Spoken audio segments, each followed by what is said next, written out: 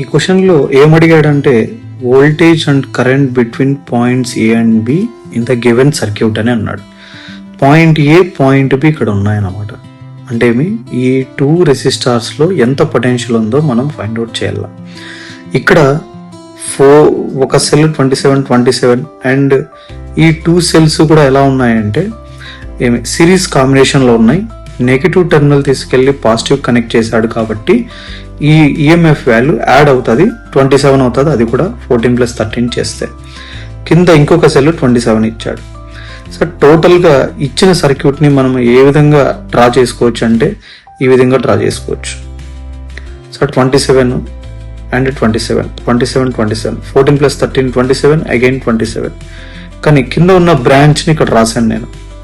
అప్పుడు AB points ఎక్కడికి వస్తాయి అని అంటే ఇక్కడికి వస్తాయి, రైట్. అండ్ రిమెంబర్ దట్ ఇప్పుడు ఈ సెల్స్ 4 కూడా ఎలా ఉన్నట్టు అంటే ప్యారలల్ లో ఉన్నట్టు.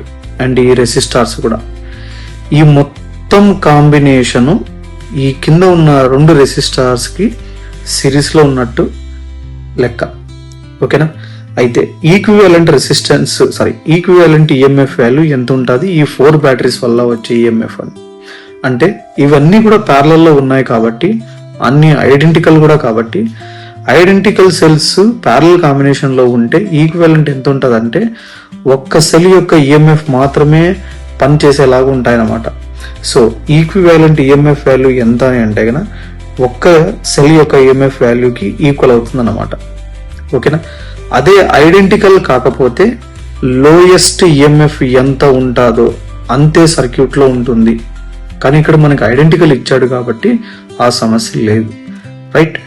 స్మాల్ ఆర్ ఈక్వివాలెంట్ అంటే ఇంటర్నల్ రెసిస్టెన్స్ లాంటిది అన్నమాట. ఇది కూడా ఇక్కడ ఉన్న అన్ని రెసిస్టార్స్ కింద ఉన్న 2 తప్ప మిగతా 4 రెసిస్టార్స్ ప్యారలల్లో ఉన్నాయి కాబట్టి ప్యారలల్లో ఈక్వలెంట్ రెసిస్టెన్స్ కనుక్కోవడానికి formula 1/R equivalent is equal to 1/R1 plus 1/R2 plus 1/R3 and plus 1/R4.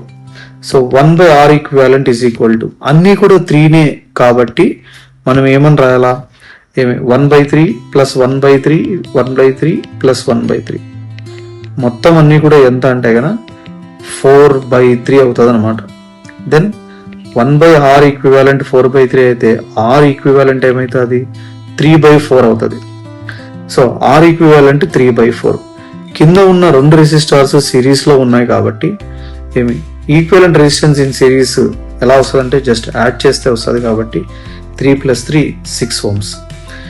నాకు ఏబి పాయింట్స్ ఇక్కడ ఉన్నాయి. వీళ్ళిద్దరి మధ్య నాకు పొటెన్షియల్ కావాలని అంటే ఈ రెసిస్టర్ దగ్గర ఎంత పొటెన్షియల్ ఉందో కనుక్కోమని మీనింగ్. సో ఈ రెసిస్టెన్స్ దగ్గర ఉన్న పొటెన్షియల్ ఏమని రాయొచ్చు అంటే V is equal to IR. I అంటే total current in the circuit. Total current ఎలా వస్తుంది అంటే కనుక I total is equal to total potential by total resistance రాయాల.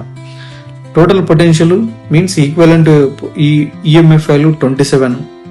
R total అంటే ఇక్కడ ఉన్న రెసిస్టెన్స్ 2 కూడా రాయాల 6 + 3/4 ohms, ఓకే. 6 + 3/4 చేస్తే I వాల్యూ ఎంత వస్తుంది అని అంటే కనుక 4 ఆంపియర్ వస్తుంది. ఇక్కడ సబ్స్టిట్యూట్ చేసే ఆన్సర్ పొటెన్షియల్ అదే 4 × రెసిస్టెన్స్ 6 కాబట్టి 24 volts. So potential between points A and B is 24 volts అని.